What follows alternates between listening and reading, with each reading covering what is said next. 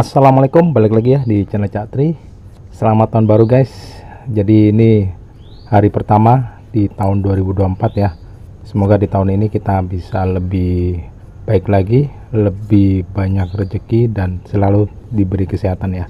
Oke teman-teman, di video kali ini aku mau bahas terkait dengan si Cinewhoop atau Whoop 2 inch ya. Karena kita tahu sekarang banyak banget pilihan untuk Cinewhoop 2 inch ya.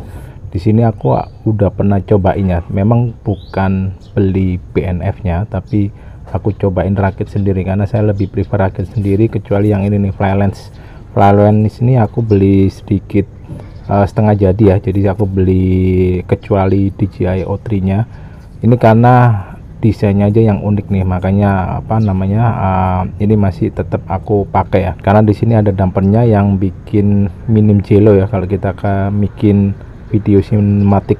Nah untuk yang lain aku udah pernah cobain ya, menggunakan ini framenya Pavo Pico, lalu ini ada juga framenya Cape RC Darkstar. Ini juga udah pernah aku cobain ya, tapi tetap ujung-ujungnya kalau untuk bikin rakitan Cinewhoop untuk 2 inch ya, saya lebih prefer model konvensional kayak gini nih guys.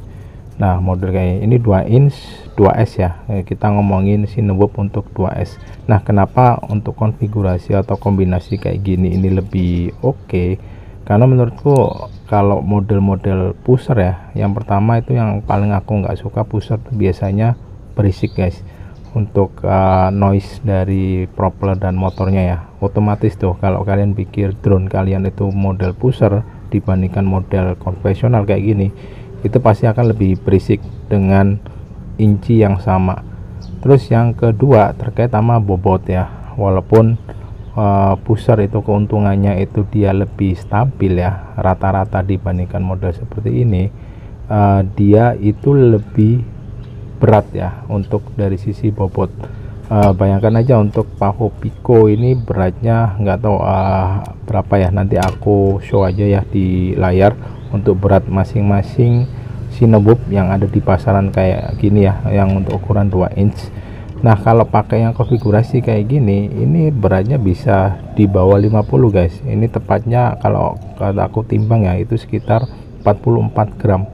Bayangin untuk Whoop 2 inch HD ya, ini digital menggunakan Voxnail, itu bisa bobotnya di bawah 50 gram dan terbangnya juga masih tetap oke guys. Dan ini aku barusan rakit ya, lagi model kayak gini untuk buktiin bahwa untuk drone-drone 2 inch model kayak gini nih masih oke lah ya, model-model konvensional dibandingin model-model pusher kayak gini. Ini balik lagi ya, ini selera atau preference ya. Kalau dari aku sih lebih suka yang enteng-enteng ya kayak gini, karena dengan ini walaupun pakai baterai kecil 300an mAh, ini masih dapat flight time yang lumayan. Kalau nggak percaya kita langsung buktiin aja ya guys, diterbangin. Let's go. Oke, saatnya kita tes terbang ya. Jadi pertama-tama kalau kalian build fresh ya, yang pertama kali diperhatikan ketika tes terbang adalah kualitas link quality dari radio transmitter kita. Nah kita cek, sepertinya sih nggak ada masalah ya untuk link quality, rata-rata di 100%. Ini saya pakai power 250 mW ya, harusnya sih nggak perlu segede ini ya, cukup di 100 watt sih harusnya cukup kalau untuk di spot seperti ini. Lalu video yang kalian lihat ini adalah video yang direcord langsung dari goggles ya, makanya ada OSD nya. Dan biasanya saya kalau terbangin pakai Voxnail ini saya set untuk resolusinya tuh di 720 ya, dengan high frame rate supaya bisa dapetin latency yang paling minim ya. Yaitu kalau kalian lihat di sini delaynya itu sekitar 22 sampai 25 milisecond ya. Jadi cukup cepat. Kalau kalian misalkan tinggiin ke 1080 biasanya delaynya itu lebih tinggi lagi ya, bisa di 28 milisecond bahkan ke 30 ke atas. Nah biasanya kalau saya bermain FPV saya lebih mementingkan latency ya daripada kualitas dari gambar feed FPV yang ada di goggles. Ada juga sih sebenarnya di Voxnail ada fitur race mode ya di 540p. Cuman kalau aku lihat sih latensinya nggak terlalu berbeda ya dengan yang 720p yang high frame rate. Sepertinya sih nggak ada perbedaan juga di 20-an milisecond. Entahlah, kalau misalkan ada fitur yang bisa lebih rendah lagi akan lebih bagus lagi. Nah ini kalau aku lihat sih secara tuningan juga untuk quad ini sudah cukup lumayan ya, udah nggak ada propose ya. Kalau misalkan kita buat manuver cornering ketika kita ngedive juga sepertinya sih masih oke. Makanya saya lebih prefer untuk rakit guys, karena saya walaupun build Cinewhoop ya, biasanya aku setting itu biar kita bisa ugal-ugalan juga kayak gini. Aduh, ini nabrak guys, nabrak kabel, nggak kelihatan walaupun digital ya, kalau kayak gitu pasti nggak kelihatan.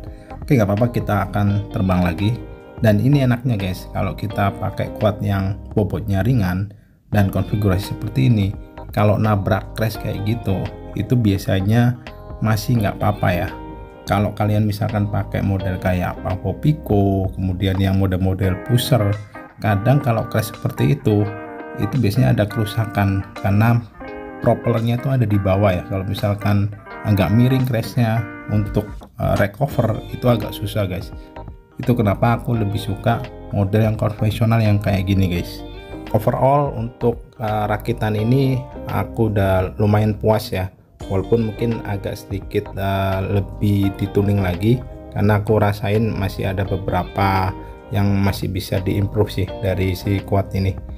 Dan di sini kalian bisa lihat, walaupun saya terbang dengan sedikit ugal-ugalan ya, tapi kalian lihat konsumsi baterainya itu masih cukup irit ya. Di sini kita terbang 3 menit, untuk voltase masih di 3,6an ya tadi ya, kalau misalkan nggak kita punch throttle-nya. Jadi cukup efisien juga untuk konfigurasi seperti ini.